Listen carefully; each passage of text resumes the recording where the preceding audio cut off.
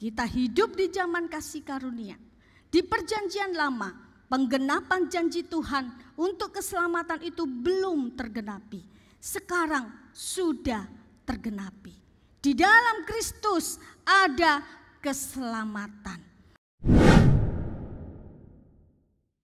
Shalom yang di atas, apa kabar? Ya, supaya lihat saya ya. Ya, puji nama Tuhan ya. Seperti tadi WL katakan, kita bersyukur kita bisa masuk di bulan yang baru, bulan September. September penuh berkat. Amin. Pokoknya kalau ada kata berkat tuh cepet-cepet diaminin ya. Ya, September penuh berkat. Nah, kesempatan ini saya juga ingin mengucapkan selamat ulang tahun kepada Bapak Ibu Saudara yang berulang tahun di bulan September. Ya, ada beberapa nama yang saya tahu, yang khususnya yang hadir di tempat ini ya, yang berulang tahun, senior kita, Pendeta Emeritus Theophilus Boon, hari ini tepatnya luar biasa, boleh menjadi berkat bagi kita.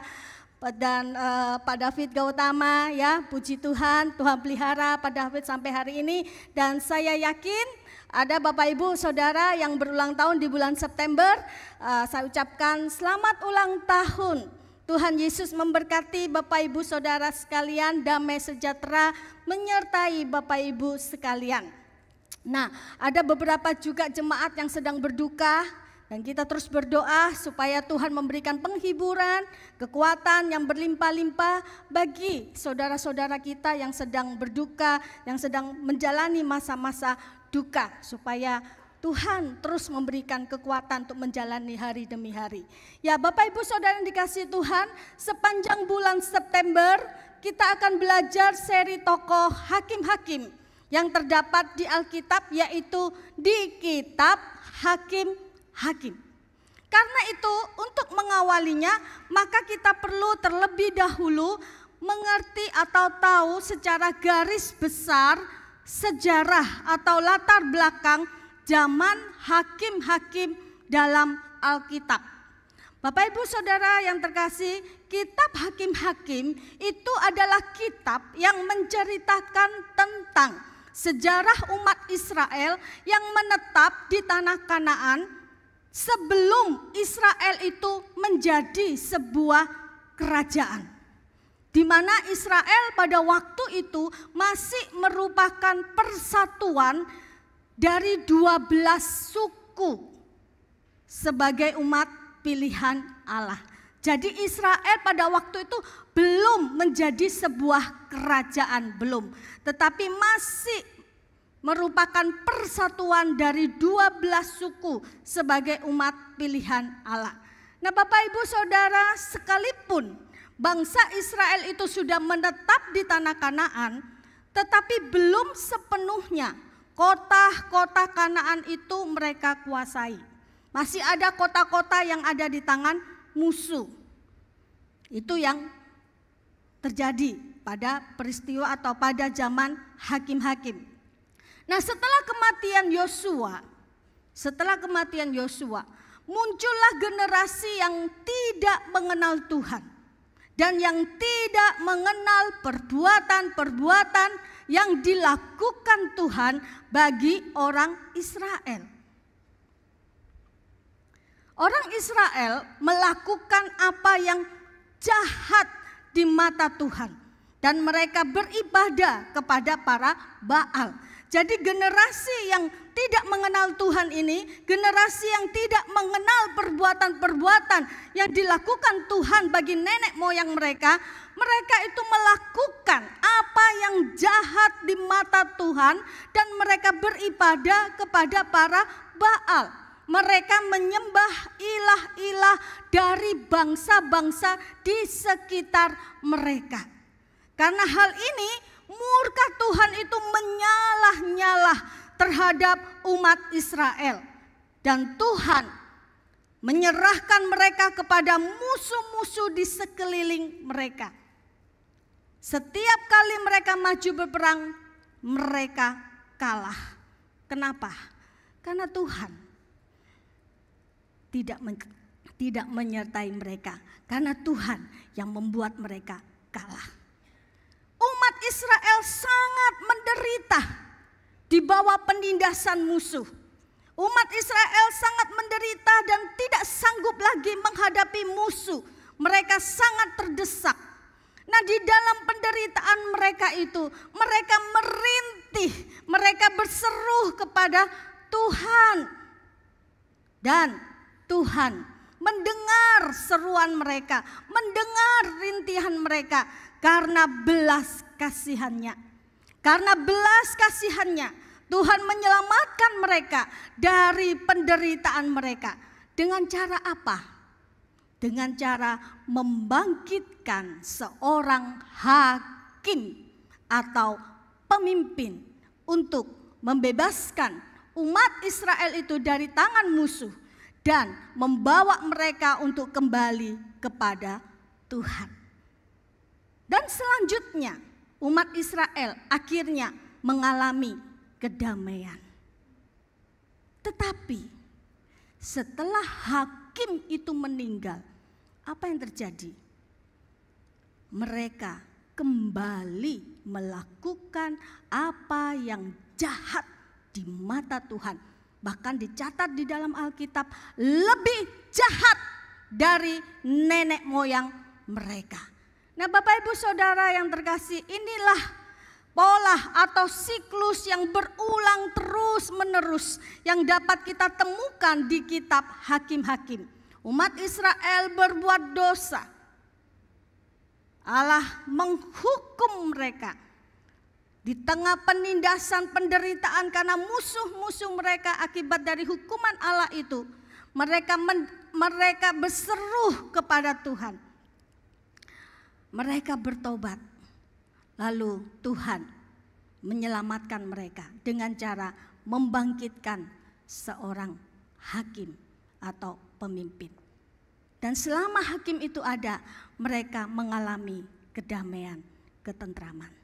Tetapi setelah hakim itu mati, mereka kembali lagi berbuat dosa. Nah, siklus ini terus menerus berulang bagaikan lingkaran tanpa ujung. Bahkan di akhir kitab Hakim-Hakim, dosa Israel itu mencapai puncaknya. Mereka berbuat apa yang benar menurut pandangan mereka sendiri. Bapak Ibu Saudara sekalian, 340 tahun zaman hakim-hakim, sungguh satu zaman yang paling gelap, paling busuk di dalam sejarah umat Israel. Banyak hal yang menjijikkan, yang tidak manusiawi, yang dilakukan oleh umat Israel pada zaman itu. Para Lewi, yaitu para pemimpin agama, mereka tidak lagi menjadi pemimpin yang bagaikan terang dan garam bagi umat, tetapi justru malah mereka berdiri terdepan dalam melakukan dosa. Penyembahan berhala, perzinahan, pemerkosaan, pembunuhan, perang saudara, kawin campur, mutilasi, semua kebobrokan manusia ada di kitab Hakim-Hakim ini. Kalau Bapak Ibu Saudara mau lebih jelas, Bapak Ibu Saudara bisa baca sendiri nanti pelan-pelan di rumah. Bapak Ibu Saudara yang dikasihi Tuhan, perbuatan dosa umat Israel itu sangat jahat. Perbuatan yang tidak pantas dilakukan oleh mereka sebagai umat perjanjian, umat yang dipilih oleh Allah. Nah, itu sedikit latar belakang atau sejarah zaman kitab Hakim-Hakim. Nah, Bapak Ibu Saudara yang dikasihi Tuhan, Otniel adalah hakim pertama Israel dari 12 hakim yang dipilih oleh Allah untuk membebaskan umatnya dari penindasan musuh. Dan kisah Otniel ini dicatat di pasal 3 ayat 7 sampai 11. Mari kita baca bagian ini secara bergantian, ya. Hakim-Hakim 3 ayat 7 sampai 11. Kita baca secara bertanggapan. Saya ayat 7, silakan Bapak Ibu Saudara ayat selanjutnya dan demikian seterusnya. Hakim-Hakim 3 ayat 7 sampai 11. Orang Israel melakukan apa yang jahat di mata Tuhan. Mereka melupakan Tuhan Allah mereka dan beribadah kepada para Baal dan para Asyera. Lalu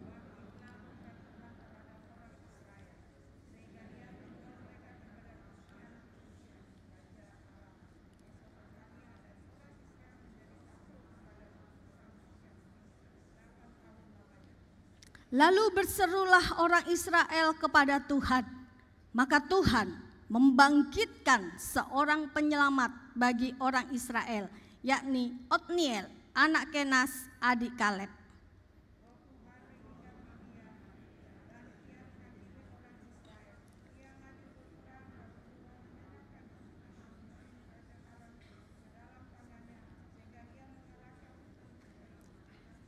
Kita baca bersama-sama 2, 3. Lalu amanlah negeri itu 40 tahun lamanya. Kemudian matilah Otniel anak Kenas. Nanti hakim selanjutnya Bapak Ibu akan menemukan bahwa mereka kembali lagi berbuat dosa setelah kematian Otniel. Nah, Bapak Ibu Saudara, siapakah Otniel? Ya, bukan Otniel yang operator LCD di sono. Ya, ini Otniel yang ada di kisah di kitab Hakim-Hakim ya. Nah, siapakah Otniel? Nama Otniel itu disebut pertama kali di kitab Yosua 15 ayat 16 sampai 17.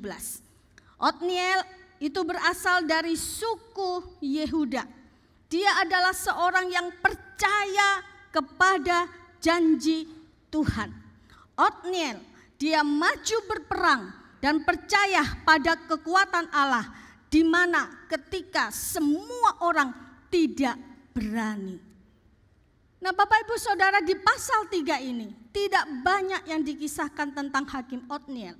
Tetapi ayat 10 adalah ayat yang penting yang menjadi perhatian saya dan yang ingin saya sharingkan atau bagikan kepada Bapak Ibu Saudara pagi ini.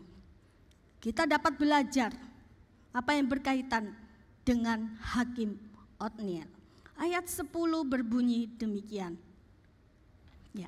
Roh Tuhan menghinggapi dia dan ia menghakimi orang Israel. Roh Tuhan menghinggapi dia. Ini yang penting. Bapak Ibu yang dikasihi Tuhan, di dalam perjanjian lama, Roh Tuhan itu diberikan kepada orang-orang yang Tuhan mau pakai secara khusus untuk melakukan tugas khusus.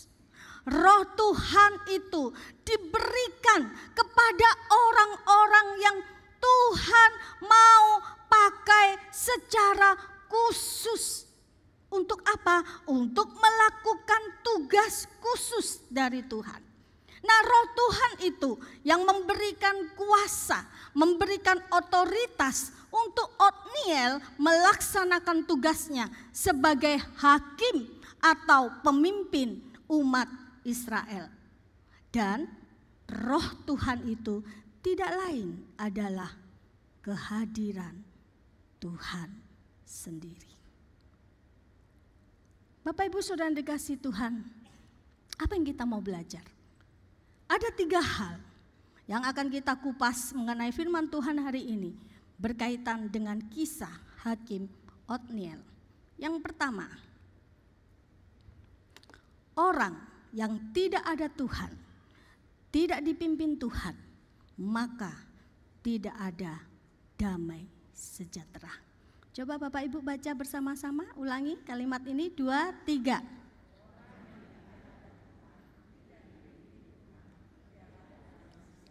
Ya, menurut Bapak Ibu Saudara, benar tidak?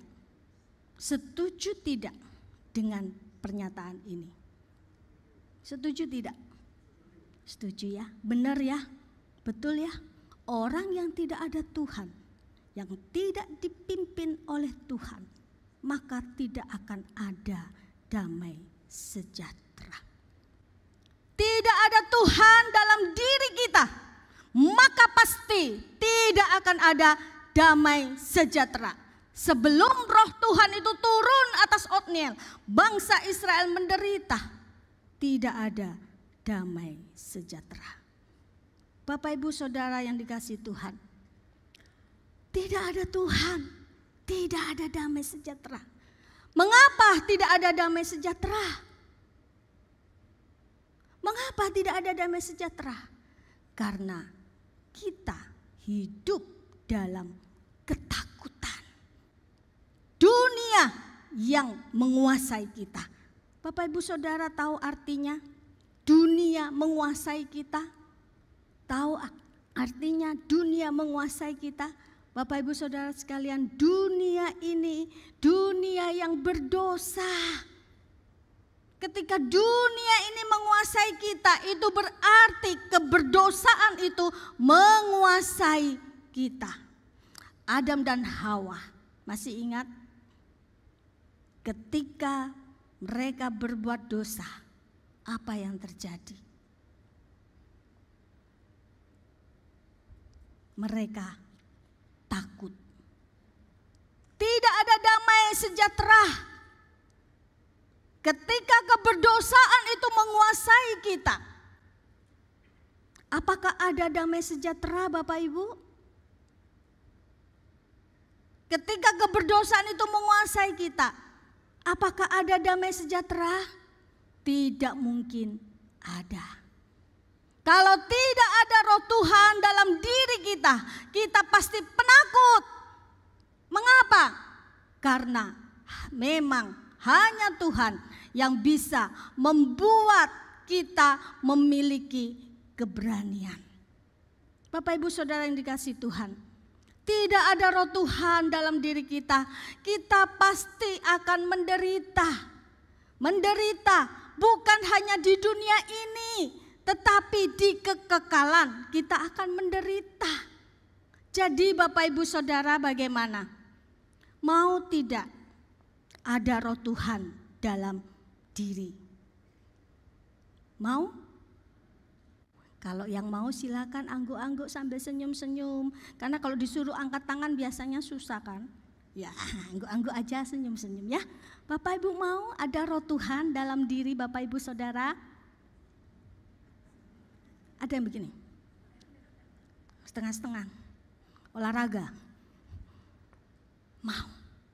Bapak Ibu Saudara sekalian, hari ini kita bukan hidup di zaman perjanjian lama. Kita hidup di zaman kasih karunia. Di perjanjian lama, penggenapan janji Tuhan untuk keselamatan itu belum tergenapi. Sekarang sudah tergenapi. Di dalam Kristus ada keselamatan. Masalahnya adalah siapa yang mau menerima keselamatan itu. Itu saja masalahnya.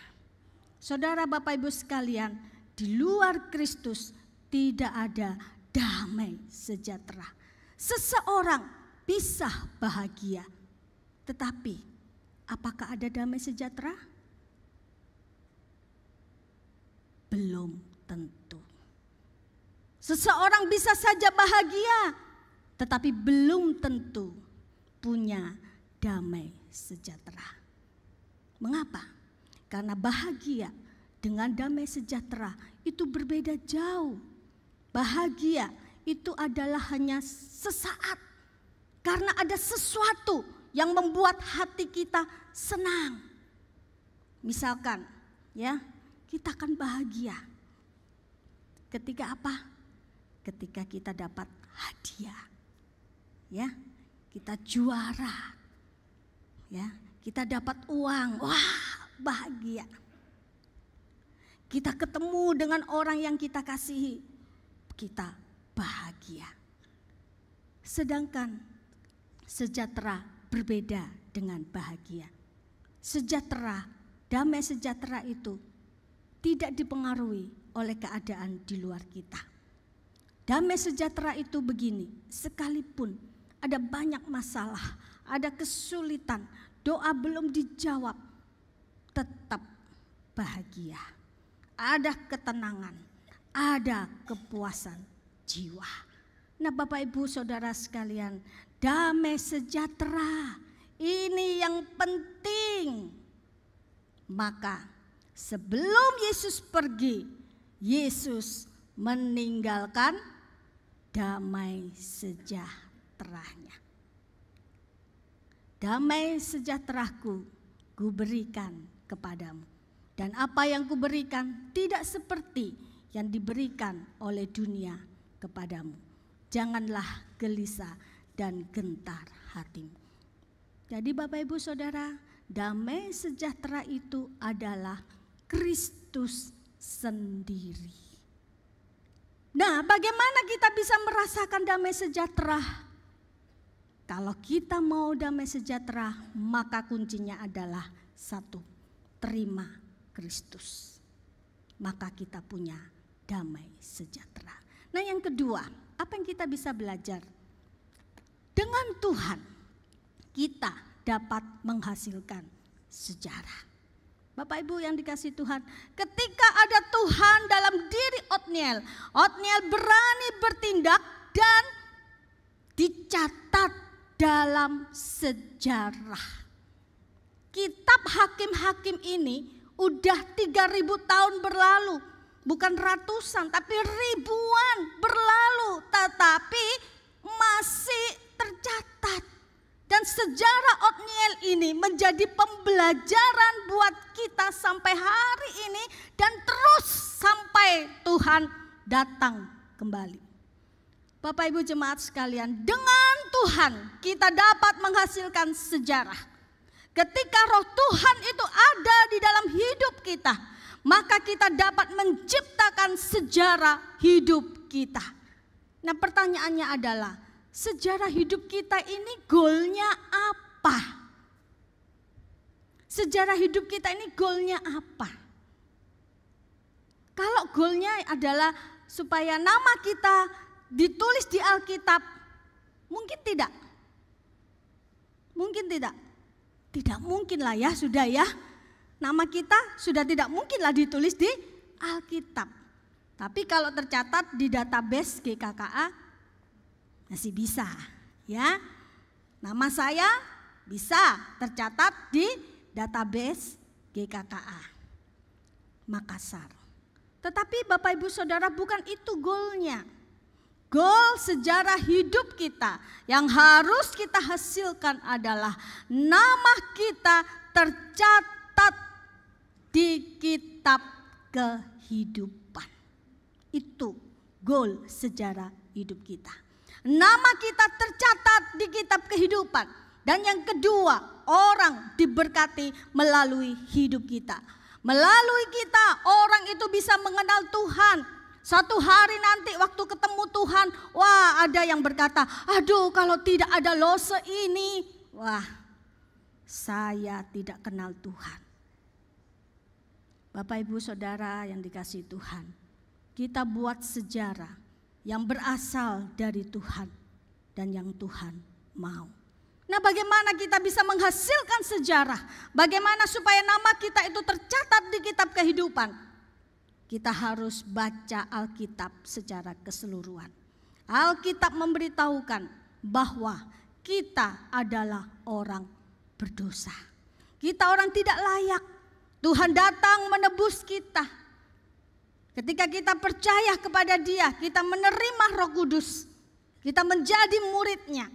Dan setelah itu Tuhan mau kita menjadi murid yang baik, murid yang melakukan kehendak gurunya.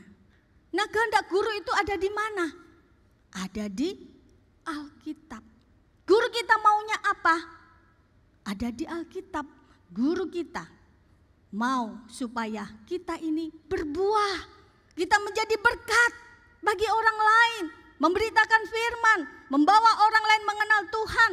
Jadi tugas kita itu cuma satu, yaitu melalui kita nama Tuhan dikenal. Melalui kita orang mengenal Tuhan. Mereka bertobat, diampuni dosanya. Dan setelah diampuni, mereka menjadi murid Kristus. Dan setelah itu mereka memperkenalkan Tuhan kepada orang lain yang belum mengenal Tuhan. Jadi Bapak Ibu Saudara, seperti itulah tugas kita, goal sejarah hidup kita. Nah, pertanyaannya adalah, Apakah Bapak Ibu Saudara mau nama Bapak Ibu Saudara tercatat dalam buku kehidupan? Kalau mau, maka sepanjang hidup ini harus percaya sungguh-sungguh kepada Yesus Kristus. Dan setelah percaya kepada Yesus Kristus, maka kita harus melakukan kehendak Bapa di surga terus sampai Tuhan datang. Nah, yang ketiga, kita belajar berkaitan dengan kisah Otniel. Ya, ada gangguan ya, LCD tidak tampil. Yang ketiga yaitu bahwa semua hanya karena Tuhan. Semua hanya karena Tuhan. Bapak Ibu Saudara sekalian, dari semua cerita dunia ini, cerita itu ada hanya karena Tuhan. Roh Tuhan yang membuat Otniel memiliki kebijaksanaan. Roh Tuhan yang membuat Otniel itu berani untuk maju berperang. Roh Tuhan yang ada pada diri Otniel yang membuat Otniel itu berhasil memimpin bangsa Israel dalam menghadapi musuh-musuh mereka dan membawa kedamaian ke tanah mereka. Jadi Bapak Ibu Saudara, aktor utama di sini bukanlah Otniel, tetapi Tuhan sendiri. Kisah Hakim Otniel sebenarnya bukan kisah Otniel, bukan bicara tentang Otniel, tetapi bicara tentang Tuhan. Otniel hanyalah alat di tangan Tuhan untuk melakukan rencana Tuhan atas umat Israel. Tanpa Tuhan, Otniel bukanlah siapa-siapa dan tidak menghasilkan apa-apa. Bapak Ibu Saudara, Tuhan berdaulat memakai siapa saja. Sesungguhnya seluruh kehidupan kita ini sebenarnya tentang siapa? Tentang siapa?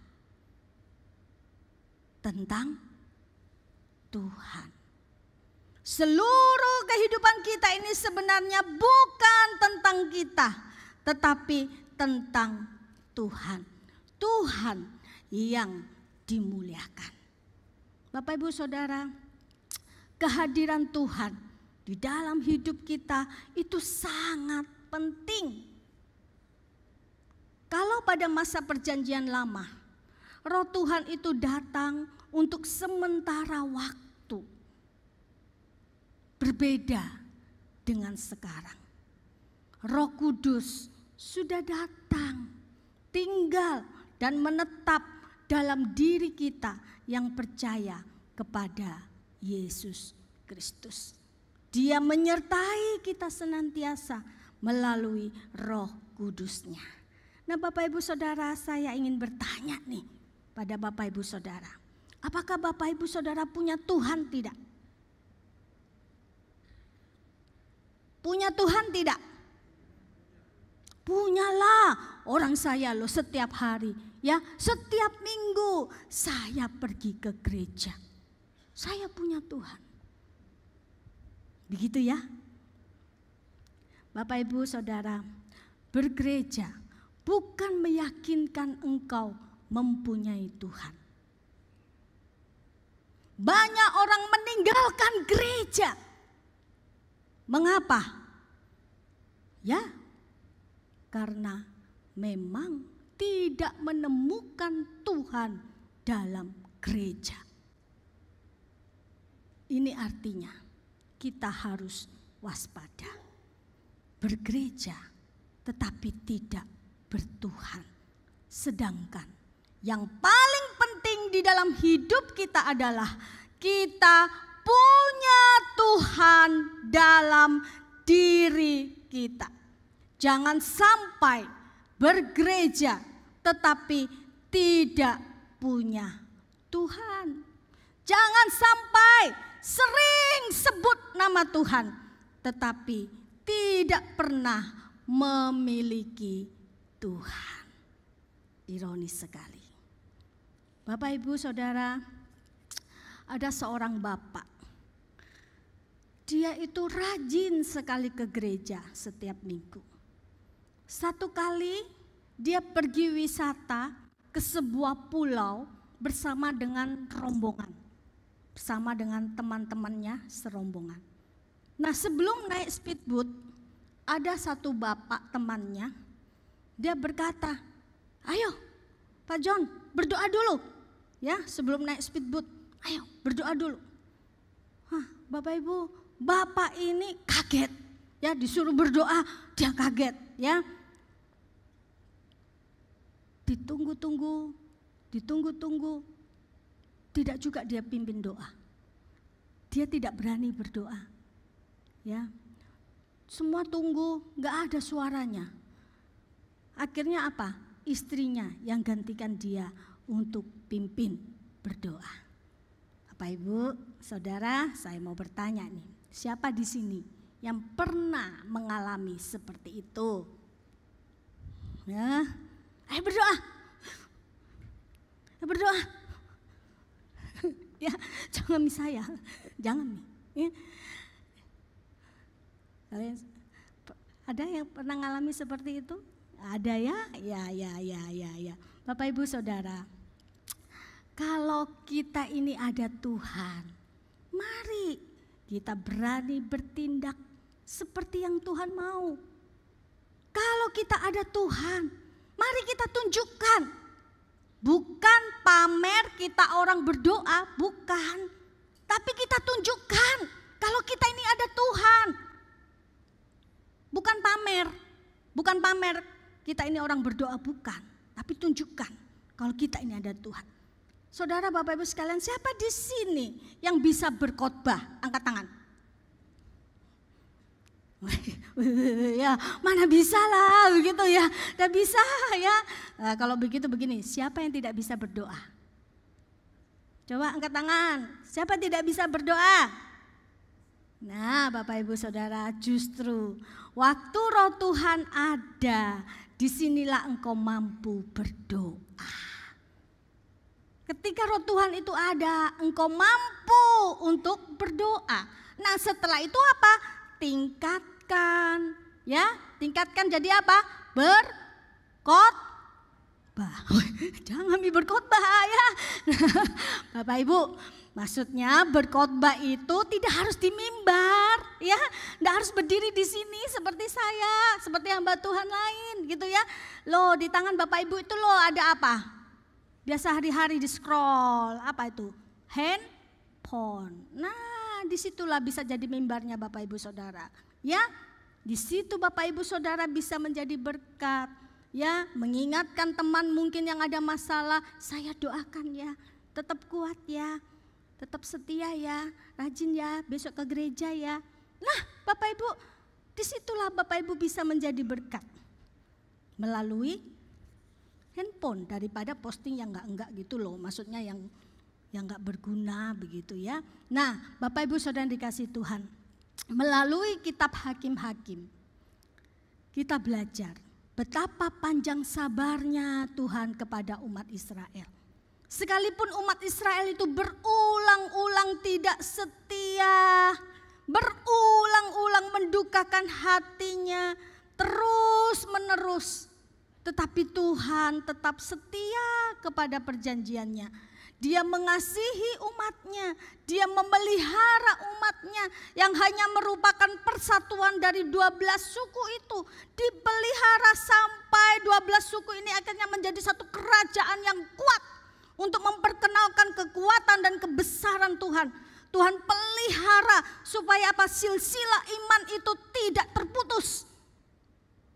Sampai Mesias, Yesus Kristus itu lahir melalui umat yang dia pilih. Bapak Ibu yang dikasihi Tuhan, sesungguhnya hakim-hakim pada zaman perjanjian lama adalah pertanda bahwa di kemudian hari, bahkan di dalam dosa dan kejahatan yang tidak henti dari umat manusia, Allah Bapa mengutus Yesus Kristus untuk menyelamatkan manusia dari hukuman karena dosa. Hakim-hakim pada perjanjian lama atau zaman perjanjian lama, mereka itu adalah manusia yang terbatas, yang memiliki banyak kelemahan, bahkan mereka ikut jatuh ke dalam dosa. Nah, kita butuh hakim dan penyelamat yang sempurna, yang lebih besar lagi.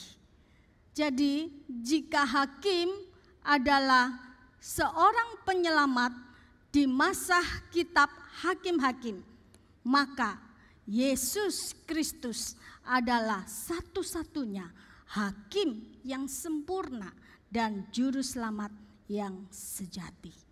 Ia akan menghakimi orang yang tidak percaya dan memberikan keselamatan kekal kepada yang percaya kepadanya. Saudara, Bapak Ibu sekalian, firman Tuhan mengatakan tidak ada keselamatan di dalam siapapun juga selain di dalam Dia. Sebab di bawah kolong langit ini tidak ada nama lain yang diberikan kepada manusia yang olehnya kita dapat diselamatkan. Bapak Ibu Saudara, sekarang kita ini hidup di zaman anugerah. Kita punya hakim yang agung, yang adil, yang panjang sabar, luar biasa. Tuhan datang dan selalu ada. Sekarang ini Dia mau menjadi gembala, menjadi sahabat bagi kita. Kapan Dia menjadi hakim? Kapan Dia menjadi hakim? Nanti pada waktu hari penghakiman. Nah, tugas kita sekarang apa? Apa tugas kita sekarang? Masakan kita mau seperti umat Israel? Meninggalkan Tuhan, menyakiti hati Tuhan, terus menerus. Bapak Ibu Saudara sekalian, jangan sampai Tuhan yang sudah ada itu kita lupakan, kita abaikan, kita tinggalkan seperti Israel pada zaman hakim-hakim. Sebaliknya, kita mau hidup bersama Dia dalam damai sejahtera, menaruh pengharapan kita hanya kepada Yesus Kristus. Saudara, Bapak Ibu sekalian, kalau engkau punya Tuhan di dalam dirimu, engkau punya damai sejahtera. Kalau engkau punya Tuhan di dalam dirimu, engkau pasti akan bertindak untuk membuat sejarah seperti yang Tuhan mau dan dinikmati oleh manusia. Roh Tuhanlah yang berkuasa untuk membuat kita berbeda, untuk mengisi keselamatan kita dan menjadi terang. Bapak Ibu Saudara, apakah Bapak Ibu Saudara percaya bahwa engkau adalah umat pilihan Allah? Percaya? Apakah engkau percaya bahwa engkau adalah Israel, Israel masa kini yang telah ditebus oleh darah Kristus? Percayakah Bapak Ibu Saudara? Apakah Bapak Ibu Saudara yakin bahwa Roh Kudus ada di dalam diri Bapak Ibu Saudara berkuasa? Yakin tidak? Apakah Roh Kudus di dalam diri kita itu kita hidupkan, ataukah sebaliknya kita kurung, kita matikan? Itu menjadi satu perenungan bagi kita.